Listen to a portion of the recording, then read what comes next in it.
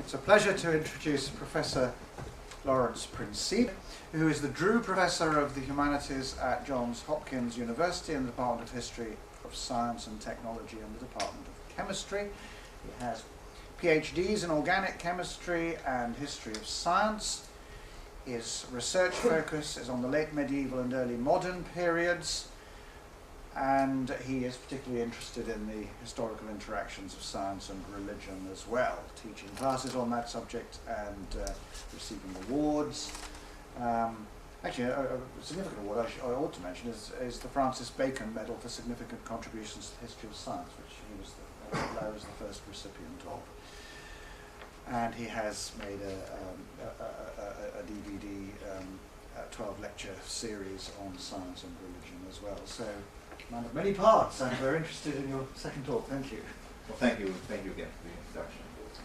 Right, well, in this talk I'm set to speak about natural theology, that is, giving it a historical perspective. I'll also try to be a little bit philosophical about natural theology and what it can and can't do.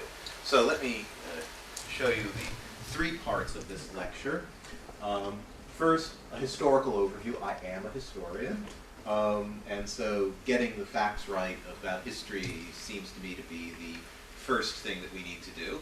So I'll look at the origins and the developments of natural theology and its purposes. Then I'll do a bit of a philosophical consideration. I confess I am not a philosopher, so bear with any naivete that you find in what I say. The strengths and the weaknesses of natural theology as it is generally defined. And then finally, I'm going to try to challenge the usual definition of natural theology and try to expand it a little bit more, because what we usually call natural theology is a geographically and intellectually quite rigidly bounded, even chronologically, quite rigidly bounded system. So I'm going to try and expound that a little bit more. All right, so let me begin with the historical overview. So, definitions. Aristotle says we always have to begin with definitions, and Aristotle is usually right.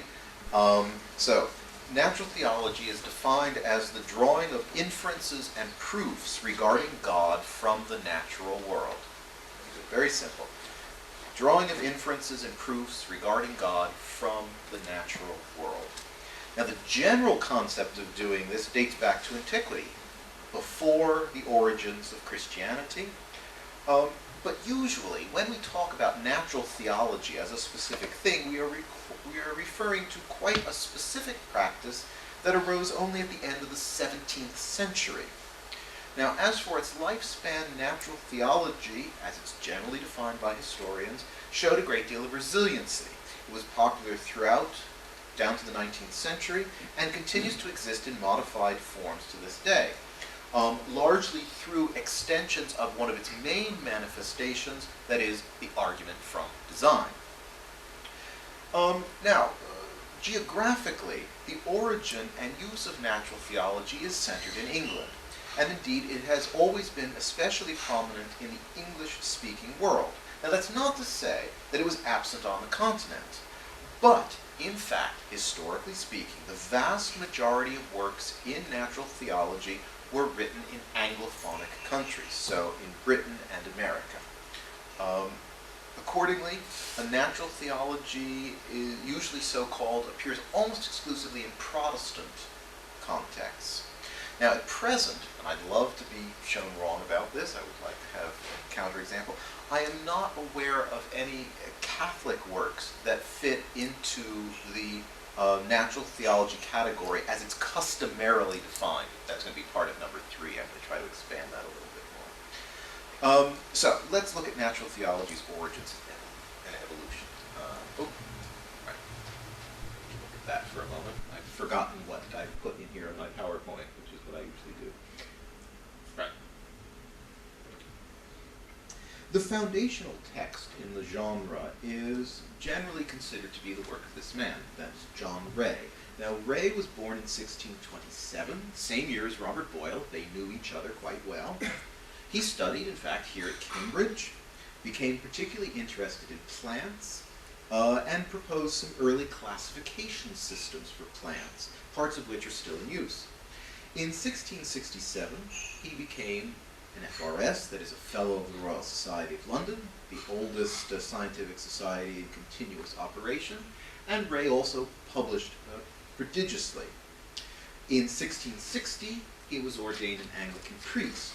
So as such, he's another example of a long line of people in holy orders who were also involved in the study of the natural world. Again, as I said in my last lecture, this is an important point to keep making because we so often come across in common parlance and common publications in the modern world the idea that these two worlds don't overlap. Well, in 1691, he published this book, The Wisdom of God Manifested in the Works of Creation. It proved extremely popular. It was reprinted frequently for over 50 years. And his work, this book, is based on the conviction that, and I will quote now from Ray, "There is, for a free man, no occupation more worthy and delightful than to contemplate the beauteous works of nature and to honor the infinite wisdom and goodness of God." What Ray's book does is to present material gained from the most recent studies of his time in the fields of botany, anatomy, astronomy, physiology, and so forth, because in his view, all of these studies proclaim the wisdom and goodness of God. Again, the study of the natural world, it's a kind of worship. The next important step in the development of natural theology, this is another one of Ray's books. You can see some of the things he was involved in doing, talking about the primitive chaos, the origin of the world, of the general deluge, and so beginning, middle, and end of the world. And you see what he talks about, mountains of stones, of fossils, that is sea fishes, bones and shells found in the earth, and so forth, volcanoes and earthquakes. That's 1693. All right. Boyle lectures. I mentioned Boyle in my previous lecture. Now, when Boyle died, he was still a very rich man, even though he'd spent so much of his money on experiments. Nonetheless, without any heirs, since, say, he never married nor had children, he left a considerable estate at his death in 1691. Part of this was to be used to found a series of lectures, which were named after him. What he did is he owned several properties in London, and these properties, the rents from them, were to be paid to a committee composed of a bishop and the Royal Society of London, the president of the Royal Society of London, and they were to organize an annual lecture in defense of Christianity. Now, Boyle, being an irenic type, absolutely forbade in his will that there be any arguments that involved things between Christian denominations. That was absolutely forbidden. So no apologetics on behalf of Anglicans or Calvinists or Catholics or anything else, just Christianity in general.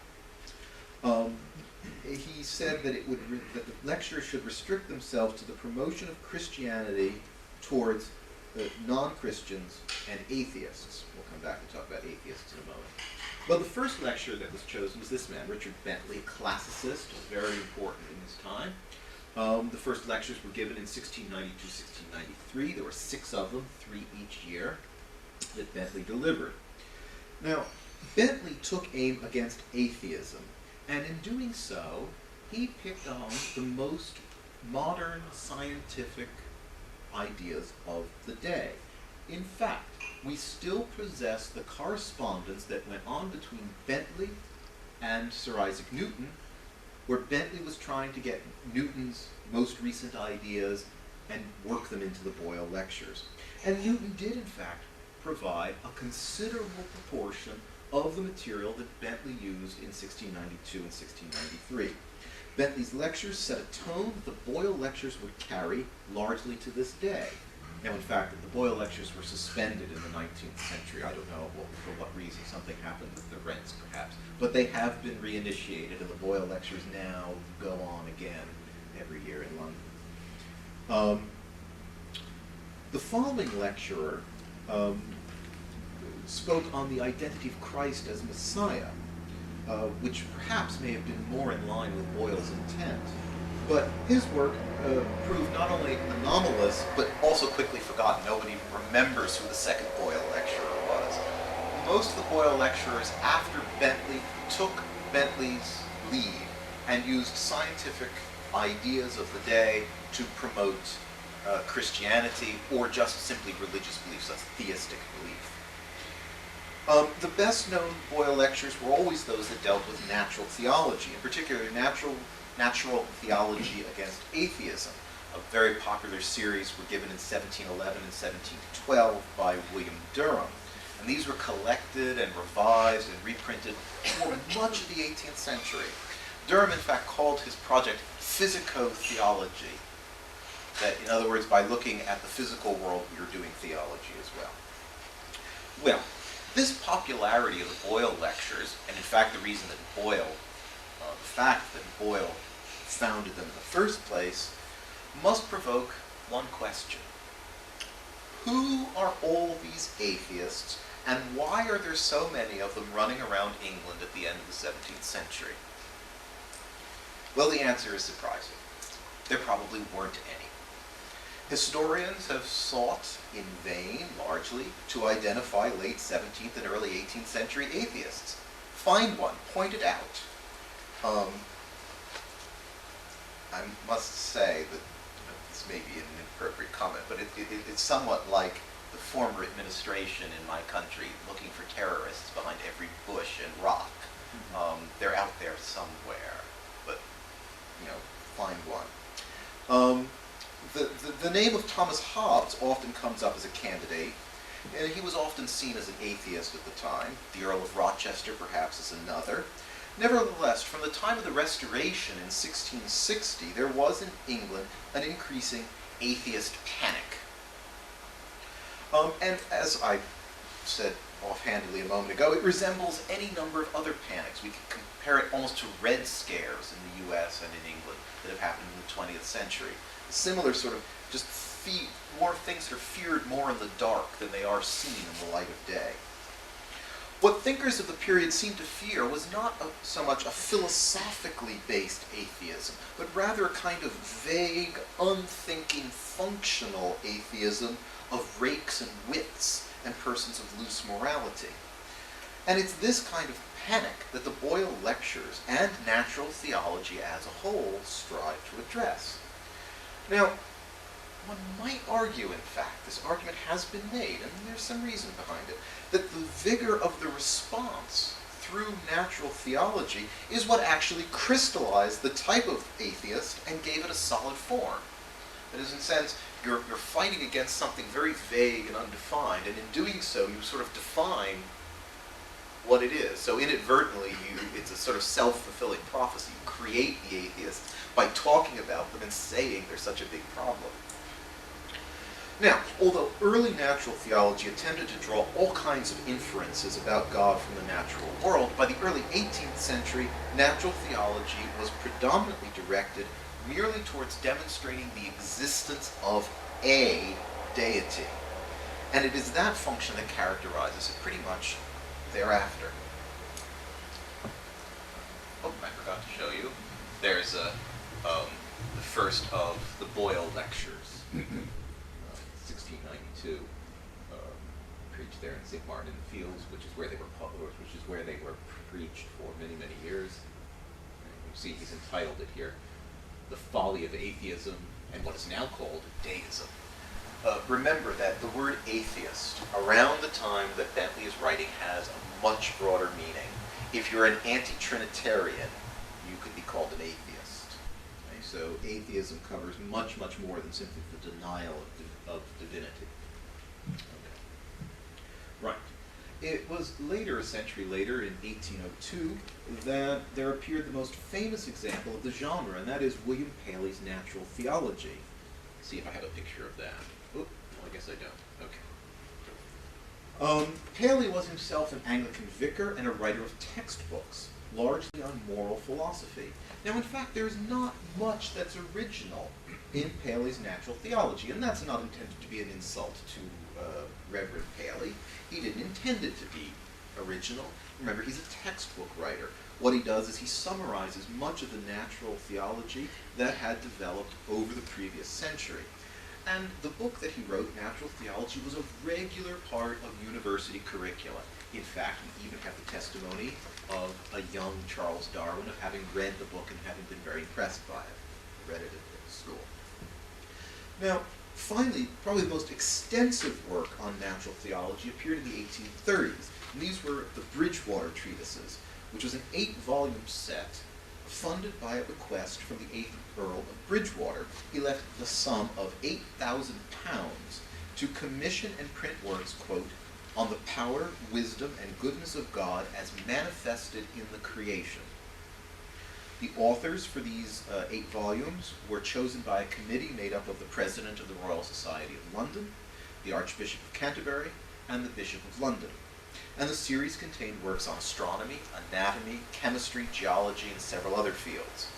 So curiously, in 1839, Charles Babbage, who apparently felt left out, on his own accord, contributed a 9th Bridgewater treatise, which contains his description of his famous calculating machine.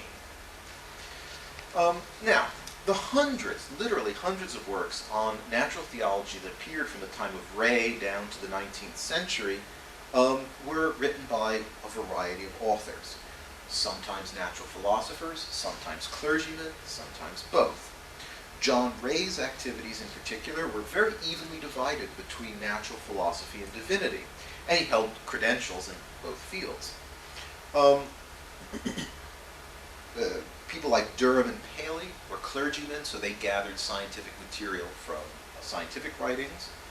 But on the other hand, one non-English example was a fellow by the name of Bernard Neuwentheid, a Dutch mathematician and doctor of medicine. And in the 17-teens, he wrote one of the few notable non-British works on natural theology. Although it's interesting that even though it was originally written in Dutch and then translated into French and then translated into English, it has many, many more editions in English published in London than anywhere else. So, what's the main thrust of all this authorial activity? Some argue that the attributes of God could be drawn from the natural world, but most of it was just to demonstrate God's existence. This is again the atheist question. This goal is already clear in Ray's book. Now let me read you a quotation out of Ray's book. And I'll apologize in advance. This is 17th century English. There seems to have been a shortage of periods in 17th century English. Just lots and lots of commas and semicolons. So it's a long sentence. Actually, this is not even the entire sentence. It's only the first half of it. All right. Take a deep breath. There is no greater, at least no more palpable and convincing argument of the existence of a deity than the admirable art and wisdom that discovers itself in the make and constitution, the order and disposition, the ends and uses of all the parts and members of this stately fabric of heaven and earth. For if, in the works of art, as for example, a curious edifice or machine, counsel, design, and direction to an end, appearing in the whole frame and in all the several pieces of it, do necessarily infer the being and operation of some intelligent architect or engineer. End quote. So, here's a fine example of how most natural theology rests on one principle, that is the argument from design. The argument from design holds that the smooth functioning and intricate contrivance of natural objects implies a designer. That is, it provides proof for the existence of God.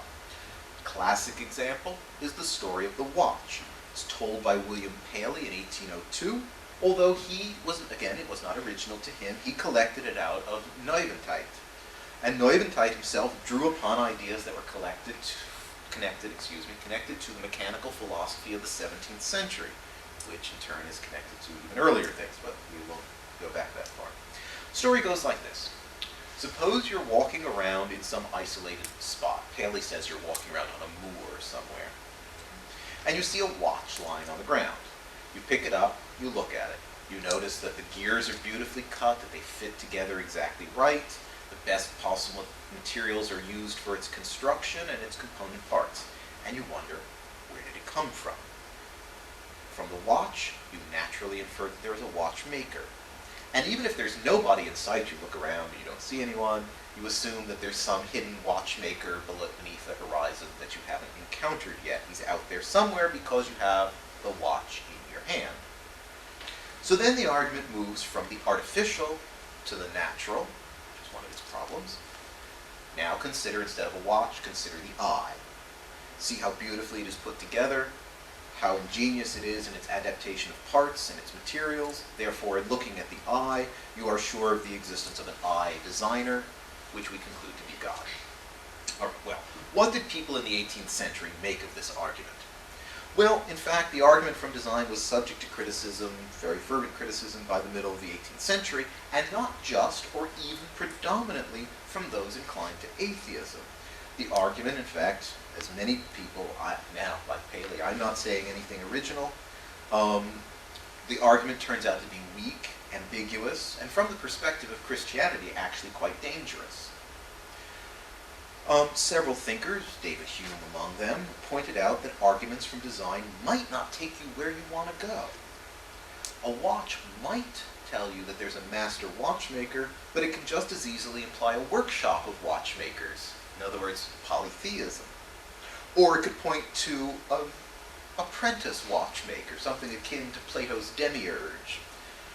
And even if we do get to monotheism, the God of natural theology is far from the Christian God, one who has no moral force or unique eternity or personal concern.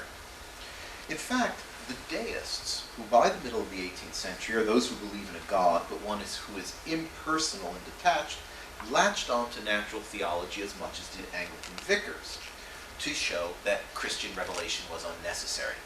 Hey, they said, we're not interested, we don't need the scripture, we don't need Christian revelation, just look at the world, it tells you there's a God, and that's all you need to know. So faith, revelation, church become unnecessary. When pressed too forcefully, the argument from design actually encourages non-Christian views of God. And it does so by overemphasizing arguments that are drawn from reason for his mere existence at the expense of faith in the revelation of his attributes. Okay, you see the difference. From a Christian perspective, merely demonstrating that a God exists is actually a rather cheap commodity, in fact. Right? So there's a designer God. Big deal. He could be a God who is totally unaware that he has created you. Completely unconcerned. He can't even care about you. It could be a Neoplatonist, a strictly Neoplatonist kind of God. But that's totally antithetical to the basic Christian principle that God is Father. So there's a danger to this argument. So that's the problem with the end point. But the mechanism is no better, because the argument's held together by analogy. Watch, eye, artificial, natural. So that analogical reasoning is only as valid as the analogical links are sound. So a watch implies an intelligent watchmaker, okay. That's not a problem. We know where watches come from and how watches are made. But when that is transferred to the eye, we have a problem. It assumes that eyes, natural things, are produced like artificial things, watches. Now, this analogy, historically, is a legacy of the mechanical philosophy that saw the whole world as a functioning machine, as a cosmos that was like a clockwork, not like a clock that you have up there on the wall, but like one of these great clocks. If you've ever been to the cathedral in Strasbourg, they have a huge astronomical clock with dozens of dials there. The original one was 17th century, the one that's there now is later. But you wind it up, right? The person goes in, winds it up, moves the weights around, and it runs for a week and all kinds of things happen. Things move on the dials, figures come out and do a little dance, a rooster crows up at the top, and all kinds of things happen, like one of these very complicated Swiss clocks. That was the model. The clock, this complicated clock, was the model for the 17th century's view of the world. It's interesting. I'm going to take a little diversion for a moment. It's interesting, as time passes, how we change what our model of the world will be. Is it something organic? Is it like a tree? Is it like an organism? Or is it like a clock? Or now computer. And we tend to, there's this tendency in human thought to try and make these kind of analogies. And we were talking in our last lecture about how we have various mental constructs that help us interpret things. We like to pick on patterns of how we can explain the world's functioning.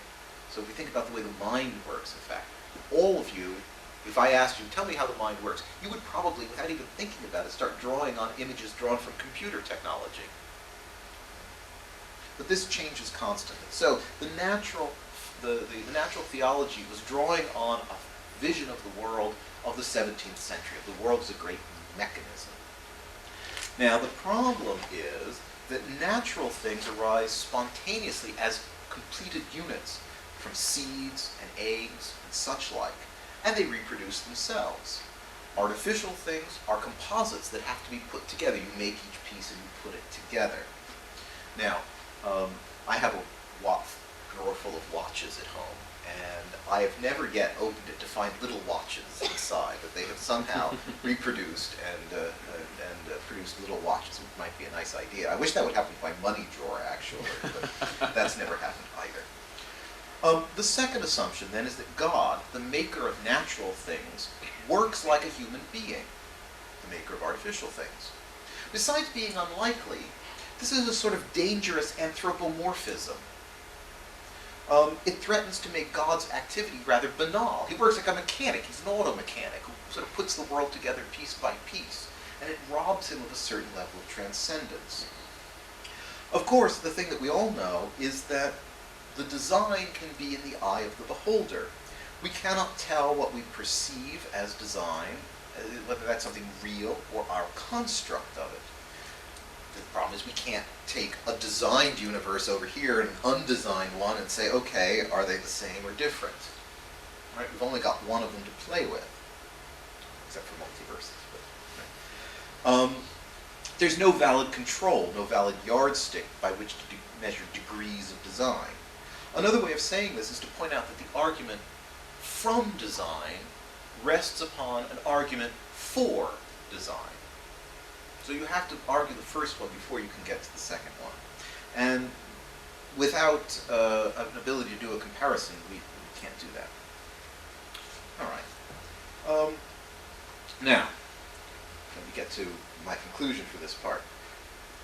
Arguments for design often rely upon appeals to ignorance. We cannot imagine how an intricate system could come to be without an intelligent designer. And so such arguments lead to what has been called the God of the gaps, where God is very helpful to fill in all those little spots that we can't explain at the given moment. We don't currently have a way to explain how something happens, so we resort to God as an explanation. Finally, the arguments for and from design are not really, in fact, rational arguments. They appeal to our emotions, to our feelings of awe and wonder rather than to our reason. The world, obviously, is an extraordinary place full of marvels. The more science we learn, the more we see that that is true. But you can't turn that kind of admiration into an argument. So while design arguments are great for exhortation in a devotional context, they're not very good at all in a probatory sense. Now, why am I making a big deal about this? I'm making a big deal about it because it highlights a crucial historical development that I mentioned a few moments ago. A shift in what natural theology was asked to do. Natural theology originally, when Ray was doing it, when his predecessors were doing it, was about heightening devotion in believers. And so it was something intensely personal. But this function was progressively displaced in favor of its use as an apologetic to convince non-believers. That's where the weakness lies, in this historical shift that took place sometime around the time of Bentley, at the end of the 17th, beginning of the 18th century. A believer studying the marvelous intricacies of the natural world can see the hand of God and have his devotion increase. Okay? But a non-believer, subject to the same awe and wonder, is not going to translate that emotional response into praise of a creator. Instead, he could just as easily marvel at the efficiency and power of natural forces. In short, your sense of wonder is likely, I think, to enhance your respect for whatever cause you already have in mind, not change its identity. All right. Again, I'm a historian.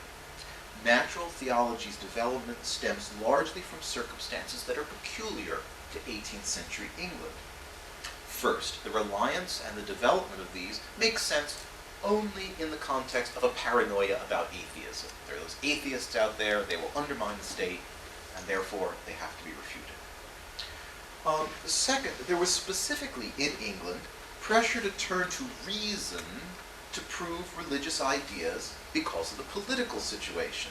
The English Civil War of the mid-17th century left a legacy of religious dissension and sectarianism, especially by low church enthusiasts, namely the people who relied on personal experiences of faith and revelation and who opposed the Church of England.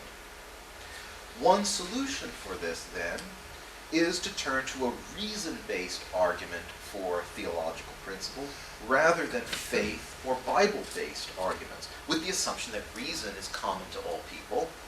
Well, I do know some counterexamples to that, but never mind. And thus, something that even sectarians can agree on.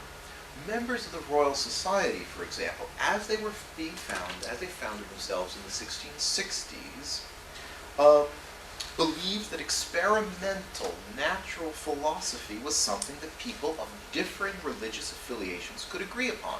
In fact, the Royal Society of London is remarkable partly simply because of its latitudinarian aspects. It actually had members who were, yes, Church of England, but leftover enthusiasts from the interregnum, and even Roman Catholics. So, with the social and political need to restore order and unity in Britain, the alliance of natural philosophy and religious apologetic was a natural solution. And now we can begin to see why natural theology flourished in Britain, but not on the continent, and never in Catholic countries. And third, many people have pointed out that there is a relationship between the idea of a well-ordered world governed by a beneficent sovereign and the projected image of the English crown after the Restoration. That the two are intended to be that Charles II coming back as the powerful restorer of order in England after 15 years of civil war. There is an overlap between his role as the center of the state and the role of God in organizing a unified and well-ordered cosmos. Moreover, just as an aside, I must say that the idea of a universally beneficent deity is a great deal easier to swallow in a very pleasant place like here in Cambridge than if you are, let's say, trying to cultivate a small plot of land in sub-Saharan Africa. You might not think about God being quite as beneficent and good as you would sitting here looking out on the lawns. Now, I would argue that the popularity of natural theology in the English-speaking world was, in the end, quite self-defeating for its proponents. By the start of the 19th century, natural theology had become an entrenched part of the culture and the first, and actually virtually only line of defense for theism. Not that theism actually needed a defense at the time. This is the sort of funny irony going on down to the beginning of the 19th century. Again, who were these atheists? Certainly easier to find some at the end of the 18th century than at the end of the 17th, but still, it's not a large portion of the population. The reliance upon natural theology, then, and its inseparability from a design argument set the stage, I would argue, for a much more contentious reception for Darwin later in the century than was necessary. Because the advocacy of natural selection as the shepherd of morphological accommodation, what looks like design, in biological systems immediately and naturally undercuts the foundation of the design argument, and consequently of the natural theology as it developed historically. So, thus, Darwinian evolution and natural selection,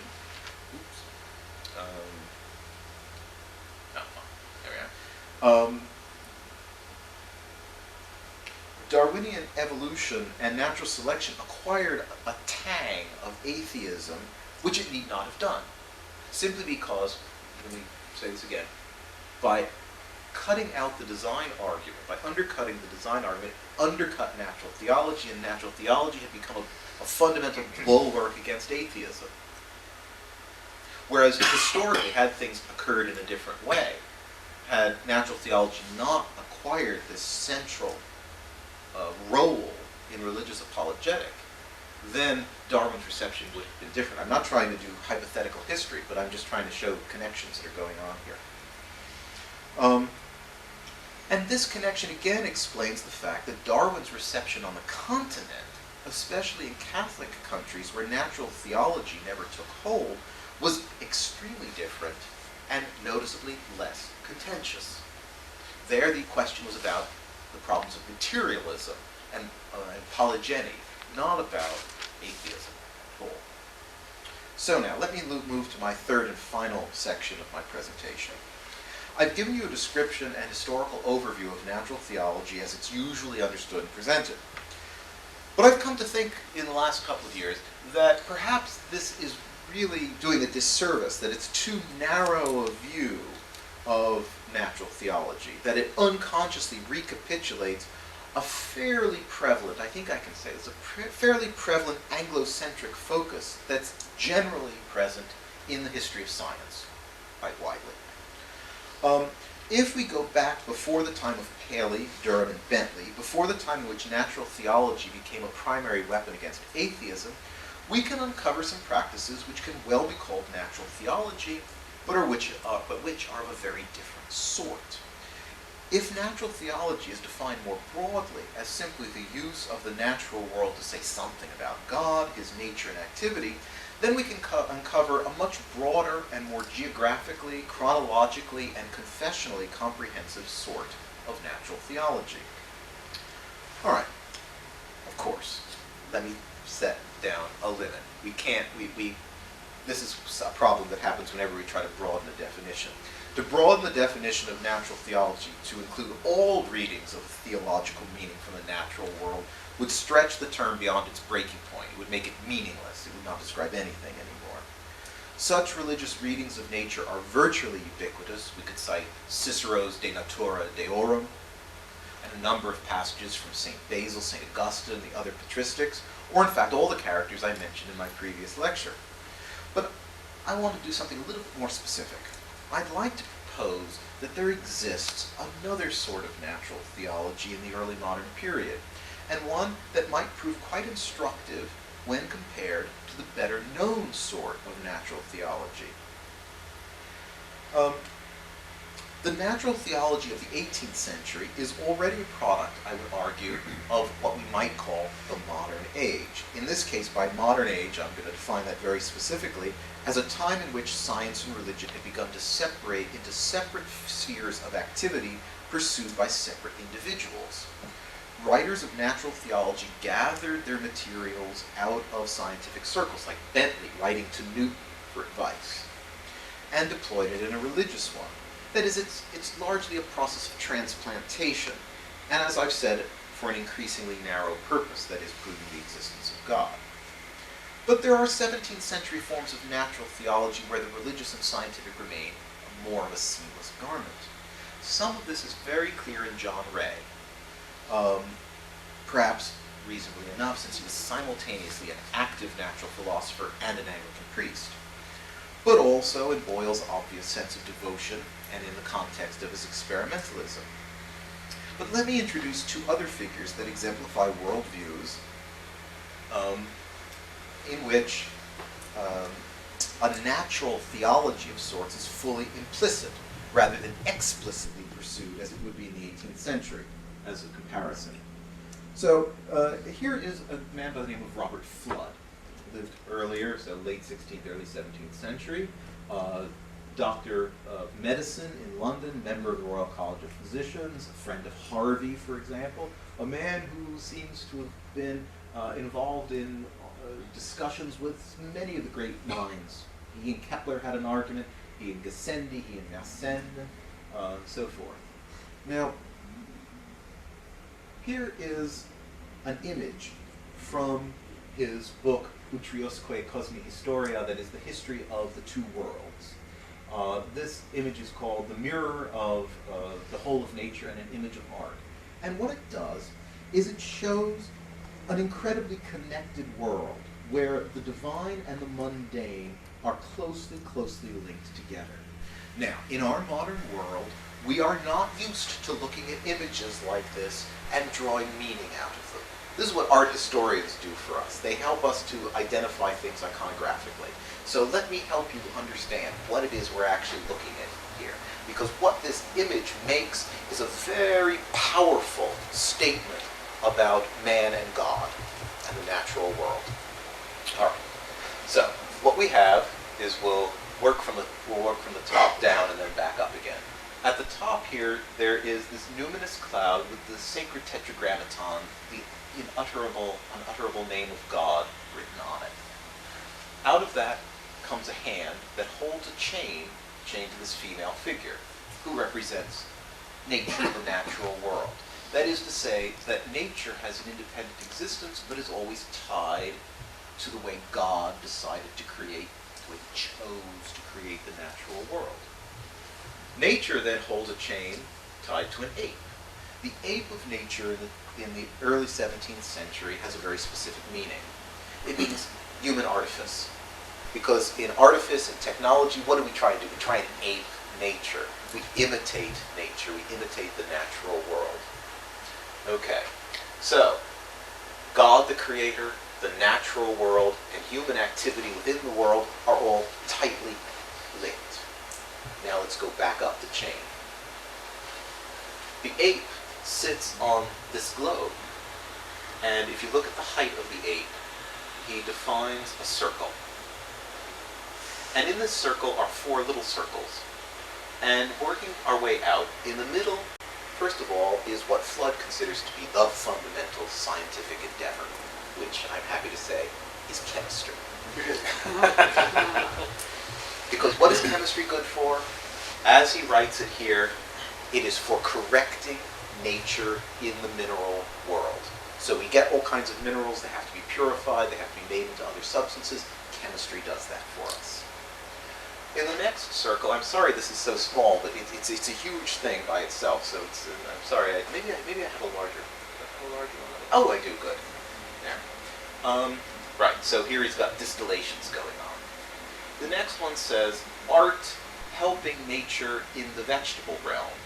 And here we have the grafting of trees, we have agriculture over here. So if nature left to its own devices, if we tried to be hunter-gatherers, we'd all starve to death.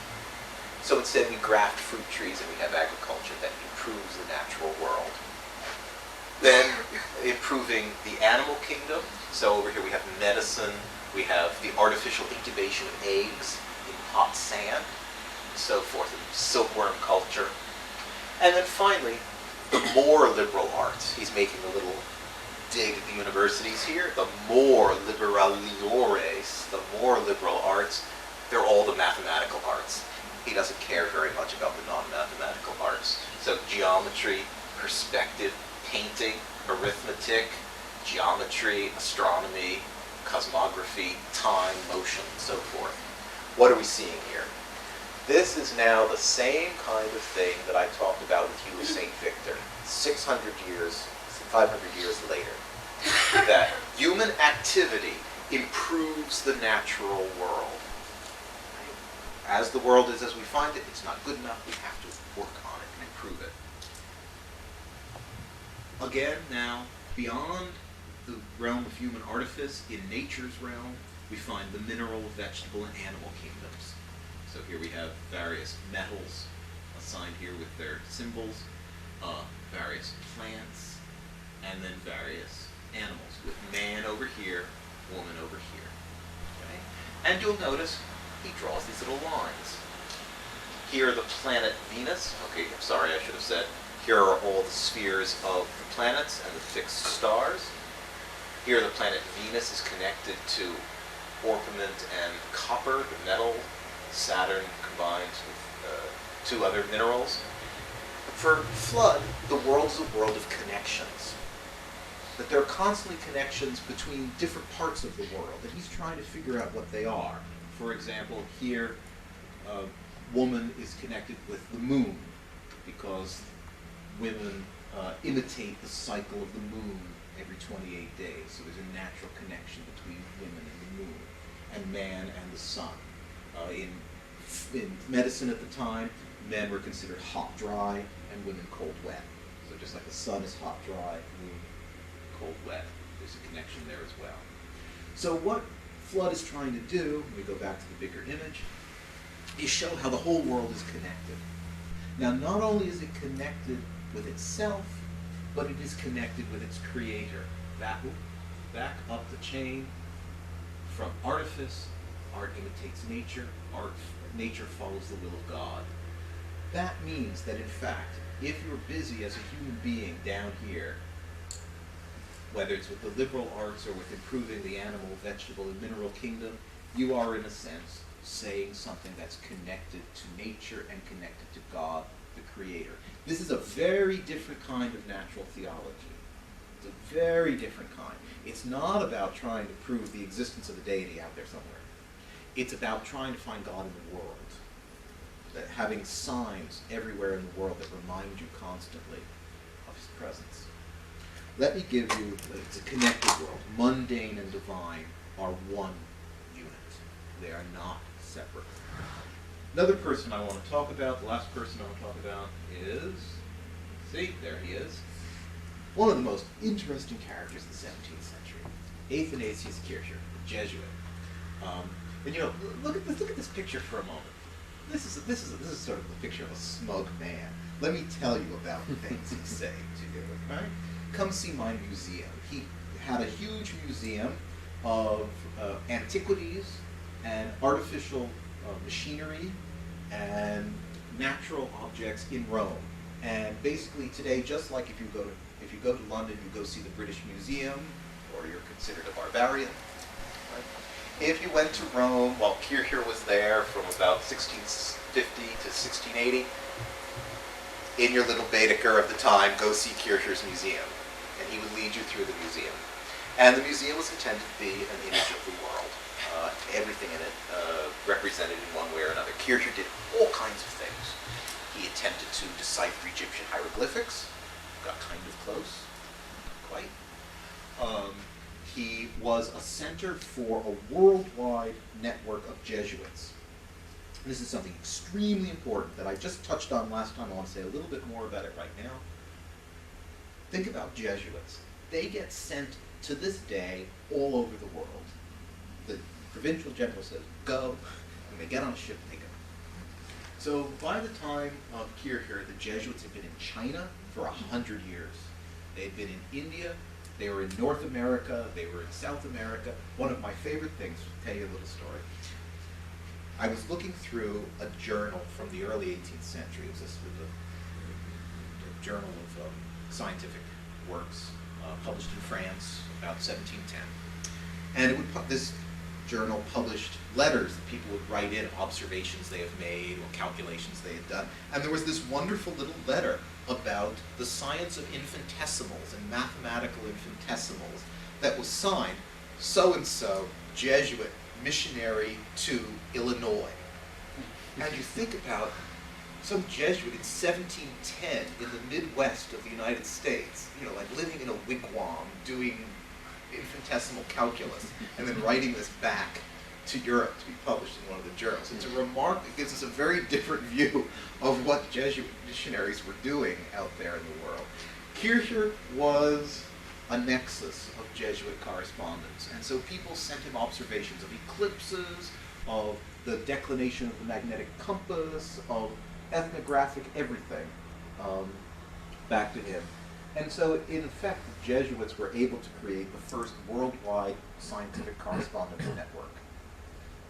And it all went back to Rome, and Kircher was the person who put it together. All right. Again, notice what they're trying to do. They're trying to study the whole world and catalog it and put it together into a whole. This is something about early modern science that I really need to stress to you, that it's about putting things together. It's about synthesizing. It's about seeing the individuals, but putting the individuals into a whole. Not just, like, say, putting different examples of spider crabs together into one group, but to connect the spider crabs to other crabs, and then to other crustaceans, and then to other sea life, and then to other life, and then to the whole planet, and then to other planets, and finally to God. It's this constant idea of putting things together into a cosmos. Right. Now, Kircher has some very interesting ideas, actually. He published a thick tome entitled On the Magnet, or Of the Magnetical Art. And the motto that he gives his book, here, Arcanis nodis ligantur mundus, the world is bound with hidden knots. Again, this idea that everything's connected. And what's the natural philosopher supposed to do? He's supposed to find what's not obvious on the surface by getting all these different pieces together and seeing how they're connected. Now, what you see here is that let's look at this. This is another edition of it. This is the first Roman edition. It turns out, just as an aside, while you contemplate this frontispiece, remember early moderns were extremely visual people and extremely metaphorical. We look at this thing, and I've seen my students do this, and I've seen my colleagues do this. They flip past the illustrations to get to the text, to read the text, because somehow the truth is in the text. Right? Early modern people had a different view, that somehow seeing is knowing, that somehow the sense of sight instantly gives us knowledge in a different way from reading. So these kind of images, they're not decorations. They cost a fortune. They cost more than the book to print, because you have to get an engraver to make them. So just on that grounds, you were actually able to buy Kircher's books about the engravings, and they cost 1/10 of the price. Right, so look at that for a moment while I say what I've now forgotten I was going to tell you about. Oh yes, the Jesuits were particularly interested in magnetism. Have you ever played the trick, maybe you did this in school, where you take a magnet, you put a piece of paper on it, you put iron filings over it, and you see the lines of magnetic force? That methodology was discovered by Niccolo Cabello, a Jesuit that lived about 20 years before Kircher. Jesuits were really interested in this. Why were they interested in this? Why did they go towards this? Why were they so interested in magnetism? Because it's an invisible force. We don't understand how it works. We can't see it. Oh, it's like God's power and God's existence. We can't see that either. We can only see it in the effects. And so, in a sense, studying magnetism, studying that which is invisible in the physical world, says something about studying what's invisible in the larger and spiritual world. Now look what Kircher does here. All right, let's analyze this.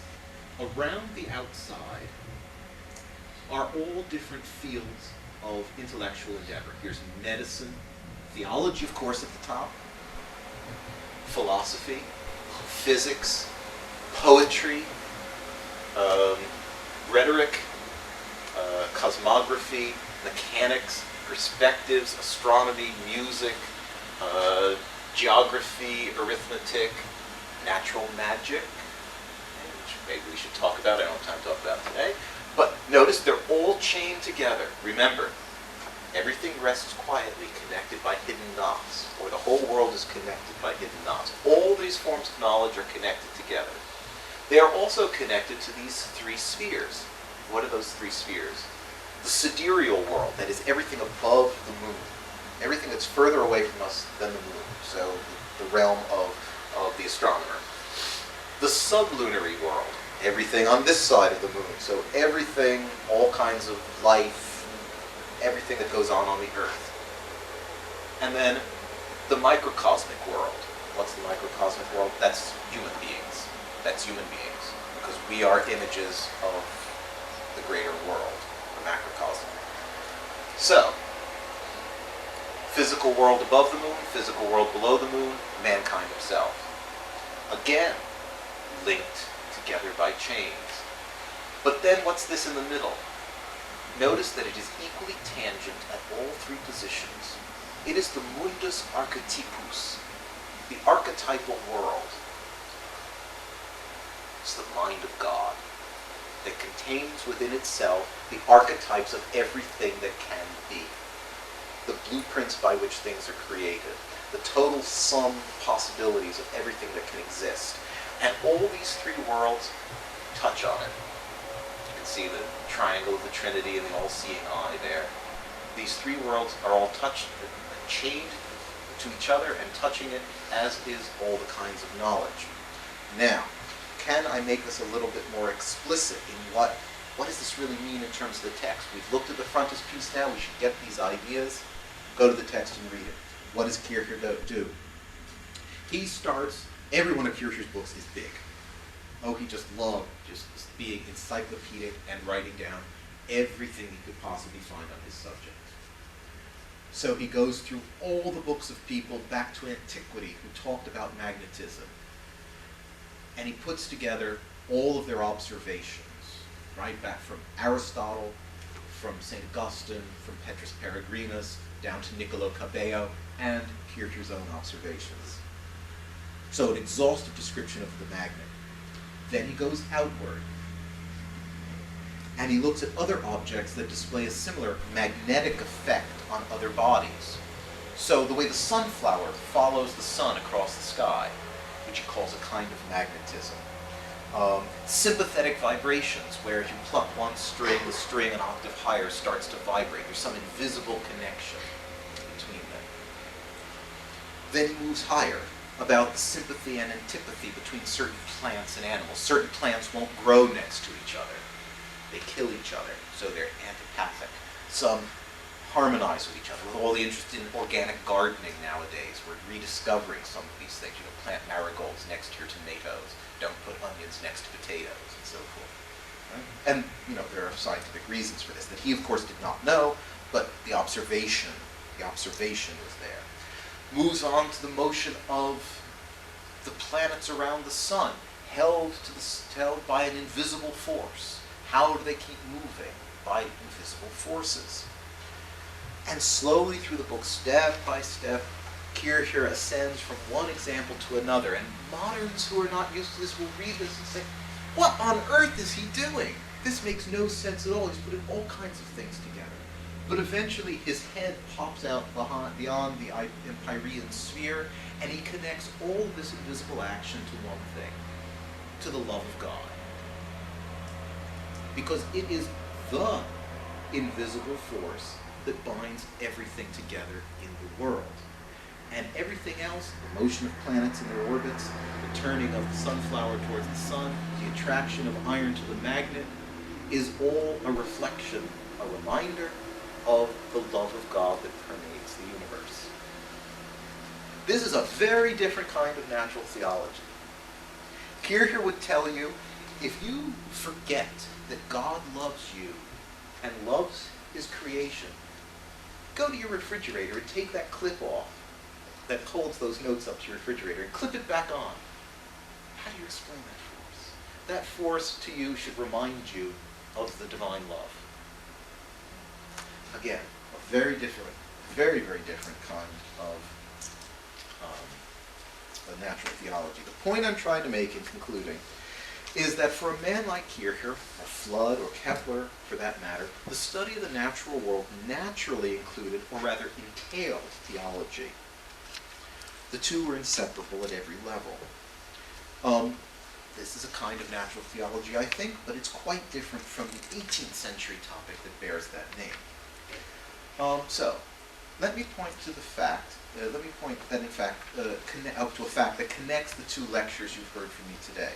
Namely, that the early modern view of the world constitutes a combined view of science and religion, what we call science and religion in the modern day, which they would have just called natural philosophy. They would have not made this disconnect. They're about making connections. We like making disconnections. We like putting things in little boxes. The world investigated by science or natural philosophy is God's handiwork, and the artifact reveals something about the artisan. The vast majority of early modern investigations of the physical world held this principle implicitly, even if not explicitly. And it gave meaning to a multitude of levels to their work and their thought, allowing for simultaneous discoveries about God and nature.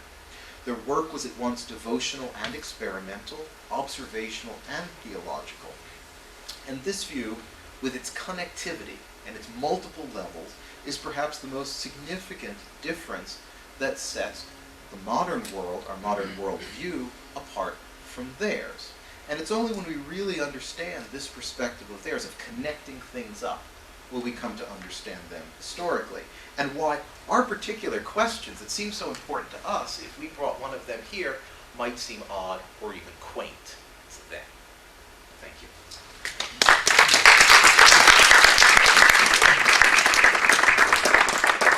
Thank you very much indeed, Larry. I wonder if I could start by being controversial and putting in a good word for Paley. I mean, oh, right, yes. You see, because what did take account of some of your counter-arguments. He talked about a watch being made from another watch and all the rest of it. He did. And it makes no difference to the arguments. I mean, Yes. Generation, if something comes about through generation, as biological things do, then the same argument applies. Yes, Paley certainly did address that argument. I mean, the problem, of course, being that the argument had been made many, many times over. And although Paley was aware of it and tried to answer it, not to everyone's satisfaction. But that's absolutely correct. No insults in this to Reverend Paley. Thank you. He's a bit more sophisticated, perhaps, than he's given credit for. Yes, so he is dismissed often these days. Oh, it's a pity. Because of the Darwin's removed it and all that. Yeah. Okay. More questions.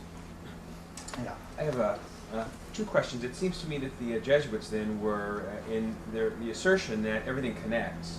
It seems to me that they would have readily accepted or been primed to have accepted Darwin's theory in the 19th century, and I was wondering how the Jesuits did actually accept Darwin's theory, which of course connects everything. The other is a little different. Paley aside, perhaps, natural philosophy, as it later was, as an apologetic, being that in the book of Romans, it's stated very explicitly that all mankind will be actually judged by, that the evidence is there for God, so that anyone should be able to ascertain that there is a God based on creation, and that we're enjoined to basically do apologetics. What's your own take then on the appropriateness of the argument from design? Okay. First question. Jesuits and evolution. In general, the response to Darwinian evolution in Catholic countries was extremely different. As I said before, it was largely concerned about materialism. What do we do with the soul? There were spotty bits of controversy in various places, but not as loud as it was in the Anglophonic world in the United States, particularly in the United States and Britain. In general, the organization of the human body out of naturally operating principles had a very, very long tradition in Catholic thought. I mean, certainly it goes back at least as far as the 12th century, and possibly even further, depending on how you do the interpretation. But certainly, I don't want to push it, people over-push it and try to push it back to Augustine, which I'm very uncomfortable with doing, because Augustine had nothing like this in mind when he was writing about his work.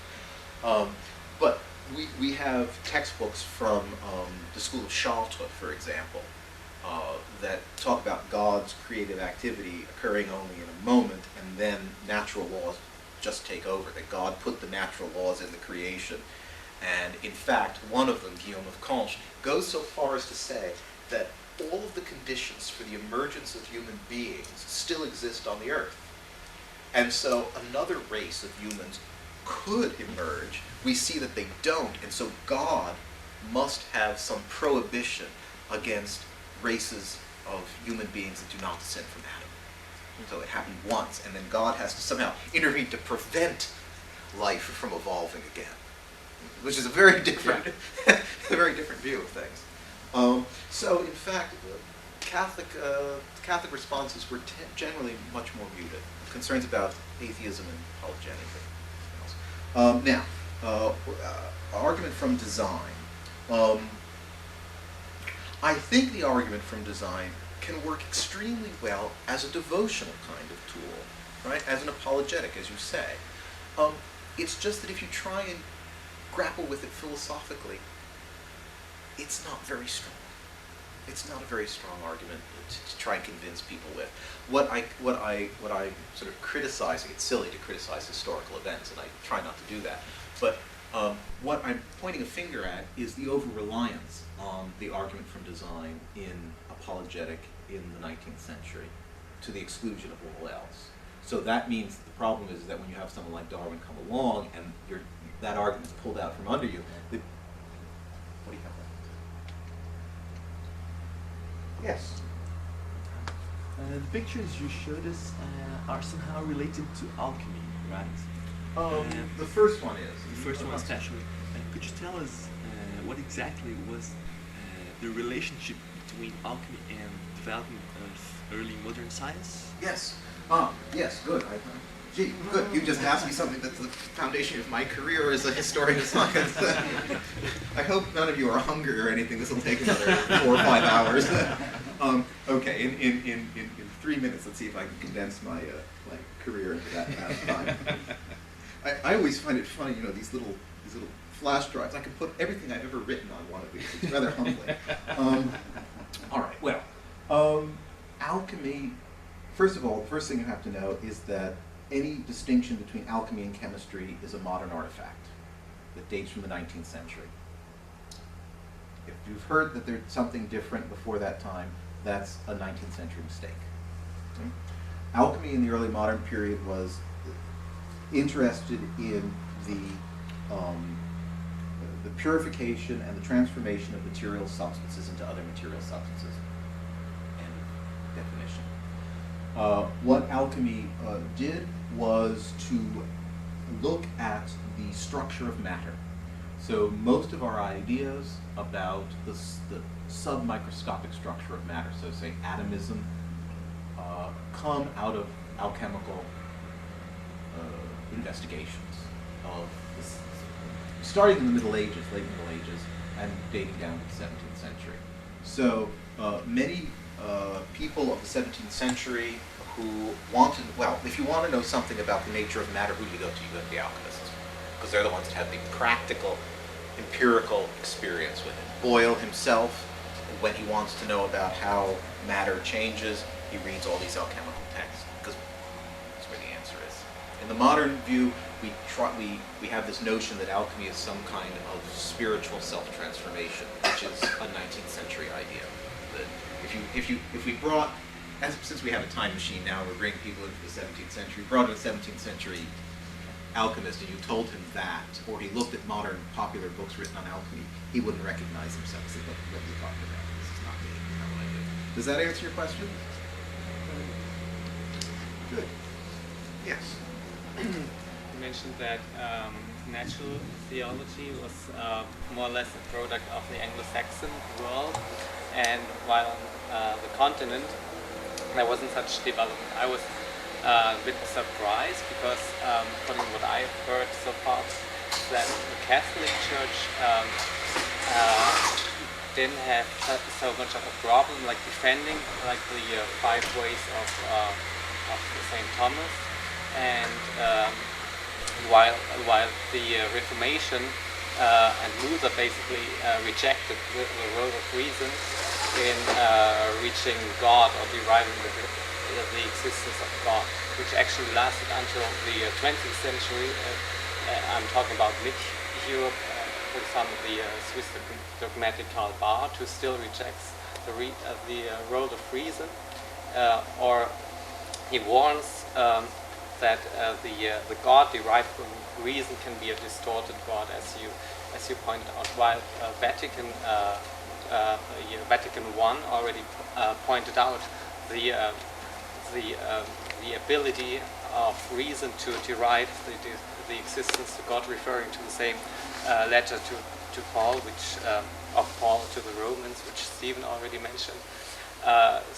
And also the critics of pure reason, which was made by Kant, is also derived from a Protestant context. So can you say something about the development of natural theology on the continent, or what made the Anglo-Saxon world so different from the Protestant world in Europe? Yeah, I mean, this is a very good and very important question that has to be answered historically. I think, again, that the rise of natural theology in the form that we're familiar with it in the 18th century is really a response to this atheist panic that was unique in Britain following the Restoration. There's some of it in Holland, but again, the interesting thing with Nightingale, but then the interesting thing to answer again is that, yeah, Holland is also the place where there are all these radical sects of Protestantism, where life is pretty good, right? If you think about what's going on economically in 17th century Holland, 17th century England, they're the two big economic powerhouses, period. So there's this constant worry that the good life is leading towards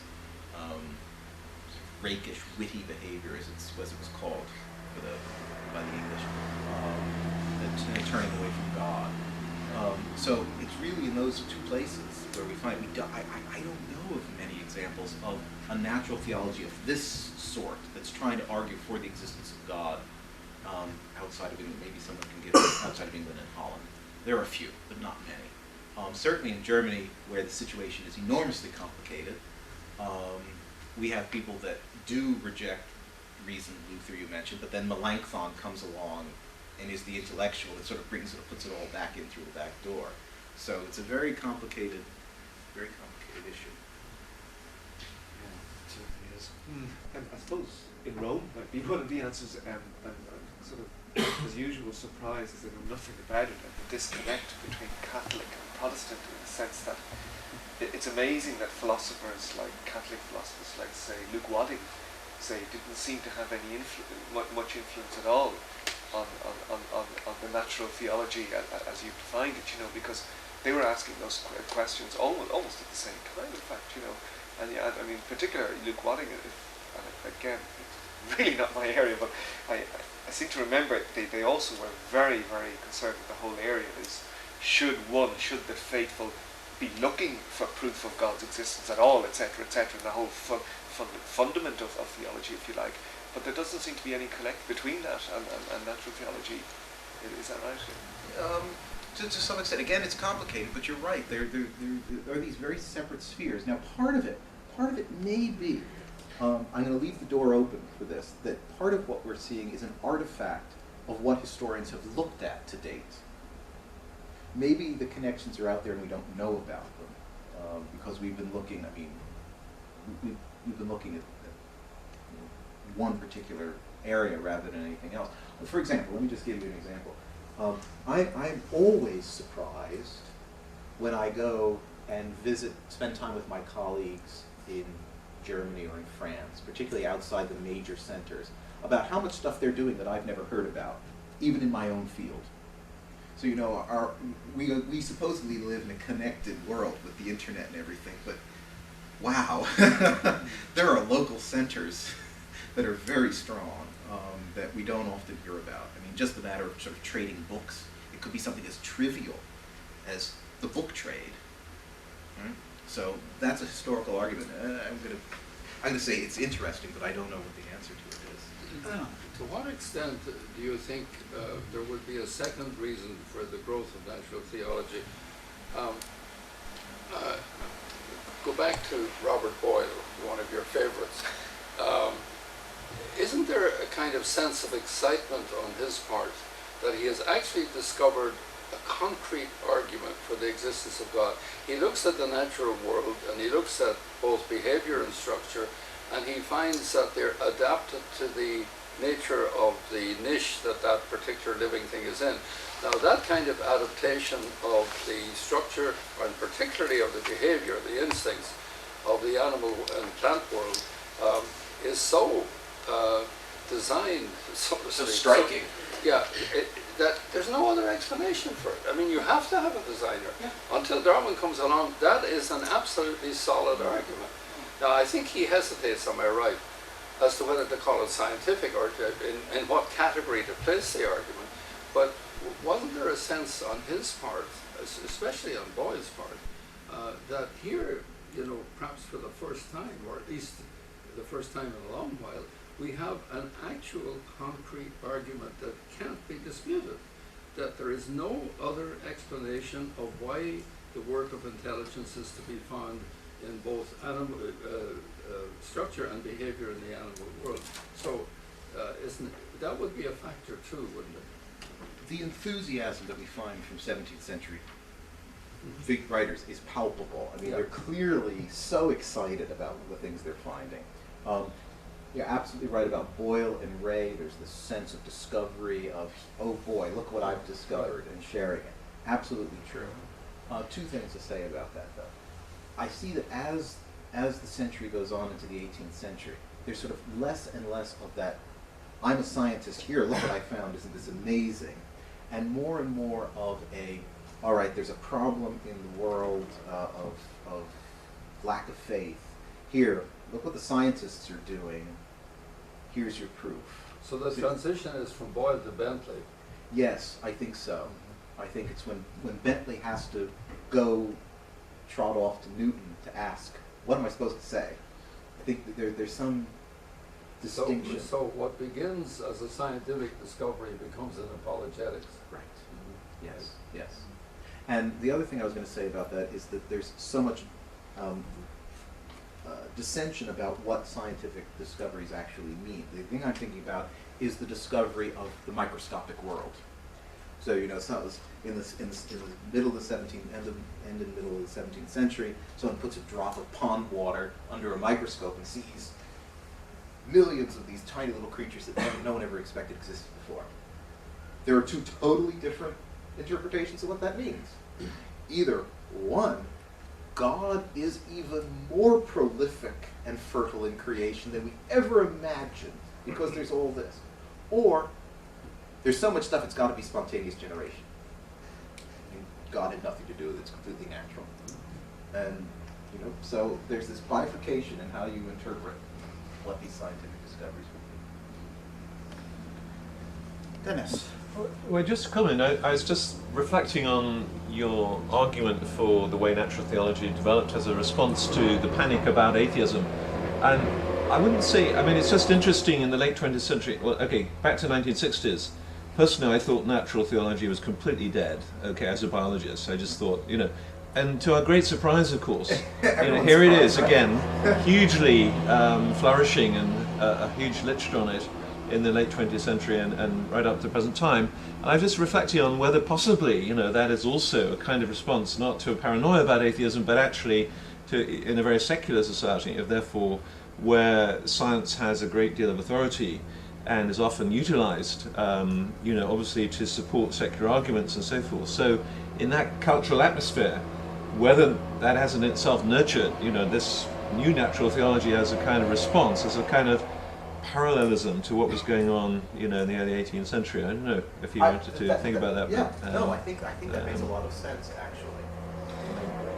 So you're talking about the anthropic principle stuff. That came straight out of cosmology, and it was before. Yeah.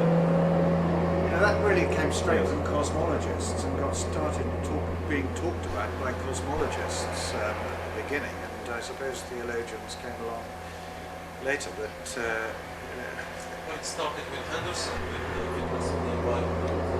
well, if you go back, yes. Early 20th century, there was already a return of this kind of natural theology. Look what chemistry, the environment, then later physics, with in the 50s, Fred Hoyle, nuclear physics, and then cosmology with the fine-tuning. So there was this return from basic science, from natural science, that look, we are finding some things that are at a deeper level. See, this is where the return came about. It's like, now we don't just look at, you know, the eye or something like this, but now we look at the deeper structure of water, of carbon, and then particles, and then the laws of nature, and that's where it returns with, and of course now it culminates with fine-tuning and the anthropic principle. But someone like Brandon Carter is an atheist, you know, and yet the whole he sparked this whole discussion. Fred Hoyle was an atheist when he discovered his fine-tuned Yeah, power. absolutely, yeah, quite. Well, we'll get more of that tomorrow, but I guess it's 25 to. I think one last question. Yeah. Just to comment as well, just being on the conservative evangelical side, where we would perceive there being a war, certainly with your atheistic apologists really rising to ascendancy in the past few decades. I think you're going to find I think that's going to figure into a reinvestment in natural philosophy as well, I think, from an apologetical perspective on our side.